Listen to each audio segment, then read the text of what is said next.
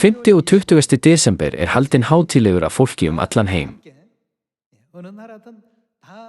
Óháð landi eða jafnvel trúarbrögðum sameinast fólk í gleði og fagnar þessari hátíð sem kallast jól þann 5.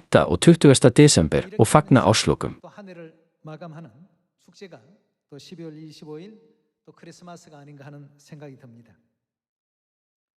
Segir Biblían að 5. og 20. desember sé fæðingardagur Jesú. Í gegnum Biblíuna getum við fundið mikilvægar vísbendingar varðandi fæðingu Jesú í Matteusarguðspjalli og Lúkasarguðspjalli. Þessar heimildir gefa mjög mikilvægar vísbendingar hvers vegna fæðing Jesú gat aldrei átt sér stað í desember. Við skulum lesa Lúkasarguðspjall, kafla 2, vers 1. En það bar til þessar mundir að boð kom frá Ágústusi keisara að skrásetja skyldi alla heimsbyggðina. Þetta var fyrsta skrásetningin og var gerð þá Kýreníus var landstjóri á Sýrlandi. Fóru þá allir til að láta skrásetja sig, hver til sinnar borgar. Þá fór og Jósef úr Galílei frá borginni Nasaret upp til Júdeu, til borgar Davíðs, sem heitir Betlehem, en hann var af ætt og kyni Davíðs, að láta skrásetja sig ásamt Maríu heitkonu sinni sem var þunguð. En meðan þau voru þar kom sá tími hún skyldi verða léttari. Fæddi hún þá son sinn frumgetinn, vafði hann reifum og lagði hann í jötu af því að eigi var rúm fyrir þau í gistihúsi. Höldum áfram með vers 8. En í sömu byggð voru hirðar út í haga og gættu nóttina hjarðar sinnar. Og engill drottinn stóð hjá þeim og dýrð drottins ljómaði kringum þá.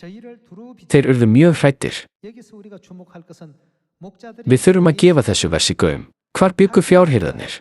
Þar segir, þeir voru út í haga. Hvaða tími dags var þetta? Það var ekki á daginn heldur á nóttu. En í sömu byggð voru hirðar út í haga og gættu nóttina hjarðar sinnar. Og engill drottinn stóð hjá þeim og dýrð drottins ljómaði kringum þá. Þeir urðu mjög hræddir en engillinn sagði við þá, verið óhræddir, því, sjá, ég boða yður mikinn fögnuð sem veitast mun öllum lýðnum. Yður í dag frelsari fæddur, sem Kristur drottinn, í borg Davíðs. Og hafið þetta til marks, þér munu finna ungbarn reifað og liggjandi í jötu. Og í sömu svipan var með englinum fjöldi himneskra hersveita sem lofuðu Guð og sögðu, dýrð sé Guði í upphæðum og friður á jörðu og velþóknun Guðs yfir mönnum. Þegar englarnir voru farnir frá þeim til himins sögðu hirðarnir sín á milli, förum beint til Betlehem að sjá það sem gerst hefur og drottinn hefur kunngjört okkur. Og þeir fóru með skyndi og fundu Maríu og Jósef og ungbarnið sem lá í jötu. Þegar þeir sáu það skýrðu þeir frá því þeim hafði verið sagt barn þetta. Og allir sem heyrðu undruðust það hirðarnir sögðu þeim. En María geymdi allt þetta í hjarta sér og hugleiddi það.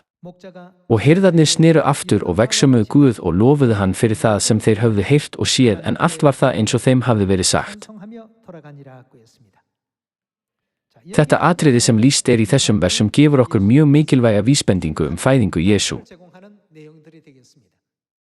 Í Ísrael meðalhitinn í desember 10 gráður á Celsius.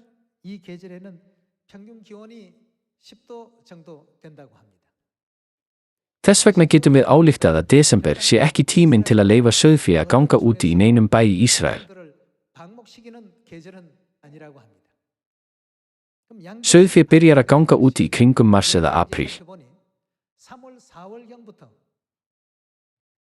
Hins vegar þegar við lesum versin í Lúkasarguðspjalli, hverjum greindu englarnir frá fæðingu Jesú? Það ritað að englarnir hafi sagt frá því við hirðana sem voru úti og gættu hjarða sinna á nóttunni. Í desember lækkar hitastigið hratt á nóttunni. En þegar Jesús fæddist var það árstíð þar sem hirðarnir gátu látið sauðina ganga úti og vakað yfir þeim á nóttunni.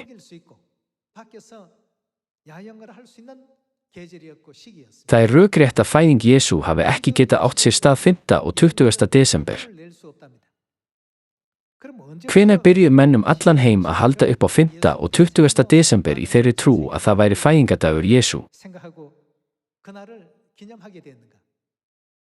Það kemur á óvart að 5. og 20. desember var aldrei haldinn hátíðlegur sem fæðingardagur Jesú, hvorki á hans dögum, á postulöldinni né á tímum lærisveinana sem postularnir kenndu.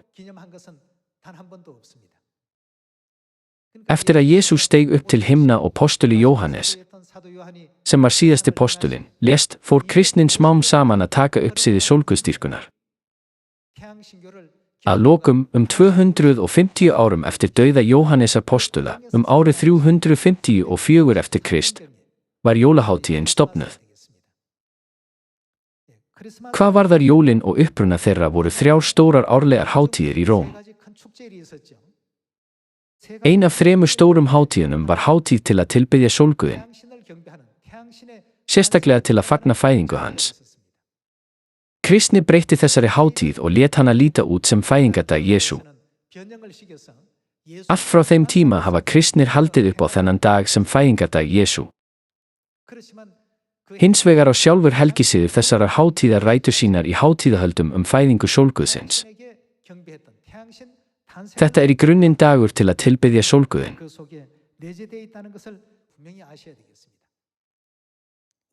Það snýst ekki eingöngu hvort jólin, 5. og 20. desember, sé fæðingardagur Jesú eða ekki. Þetta snýst það hvort við höldum lög Guðs eða ekki. Þar sem þetta er mjög mikilvægt mál, ættum við að líta á það sem eitthvað ómerkilegt. Inniheldur Biblían ekki heilagar kenningar Guðs sem geta leitt okkur á rétta leið trúarinnar? Við verðum ávallt að dvelja í nýja sáttmálanum sem Guð hefur gefið okkur. Við erum alltaf í boðorðum, reglugerðum og lögum sem Guð hefur boðið okkur að halda. Þakka þér kærlega.